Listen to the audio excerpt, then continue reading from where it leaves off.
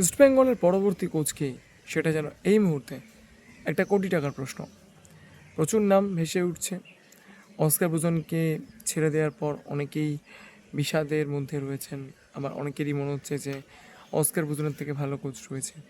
কারণ যেটাই হোক না কেন, একটা দিক খুব ভালো যে যেরকমভাবে Sergio Oliveira, Jose Francisco Molina, Juan Ferrando বা কার্লোস কোদ্রাতকেও কলকাতার ক্লাব ছাড়তে হয়েছিল, তার থেকে কিন্তু অস্কার ব্রুজন একটা পজিটিভ নোটে সাফল্যের সঙ্গে ইস্টবেঙ্গল ক্লাব ছাড়লে এটা কিন্তু মানে ভালো ব্যাপার। কারণ গালাগালি খেয়ে ছাড়ার থেকে, এটা আমার ব্যক্তিগতভাবে মনে হয়, অনেকেই আমার সঙ্গে একমত হন না, বাট এটা আমার মনে হয়, আমি সবসময় এটাই বলে যাব যে সবসময় মনে হয় যে যদি আমরা একটা পজিটিভ নোটে কোনো কিছুতে এন্ড করি, তার থেকে ভালো আর কোনো কিছু হতে পারে।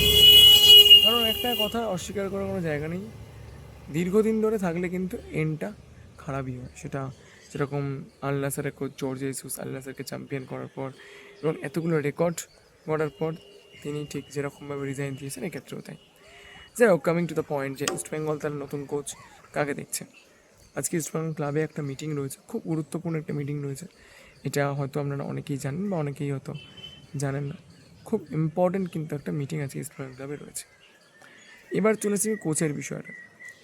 ইস্টবেঙ্গল খুব কি হাই প্রোফাইল কোনো কোচ আনবে? কালকের বলেছিলাম আপনাদেরকে যে পিটার ক্র্যাটকি, দেশ বাকিংহাম, এরা প্রত্যেকেই কিন্তু লিস্টে আছে। যদিও দেশ বাকিংহাম এই মুহূর্তে সৌদি প্রো লিগের আল খালুদের coach, but Mumbai city FC সেট আপকে কিন্তু ইস্টবেঙ্গল নিতে চাইছে, এটাও বলেছিলাম। অনেকেই হয়তো আপনারা এবার বলবেন যে ইমামি থাকবে কি না তার ঠিক নেই, তাহলে দল গঠন কী হবে না হবে।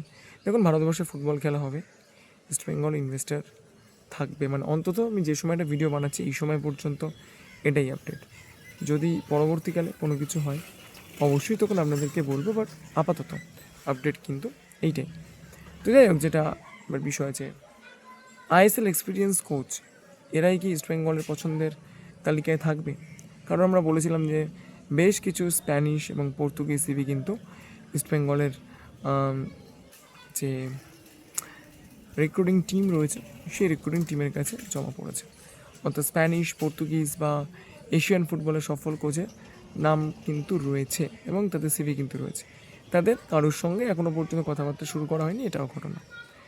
তবে যেরকমভাবে ইন্ডিয়ান ফুটবলে আনসারেন্টি, তো সেক্ষেত্রে একটা কিছু সহজ অপশান আমাদেরকে ভাবতে হবে, যারা হয়তো ভারতীয় ফুটবলে সফল এবং শুধুমাত্র সফল না, যাদের একটা ব্যক্তিত্ব রয়েছে।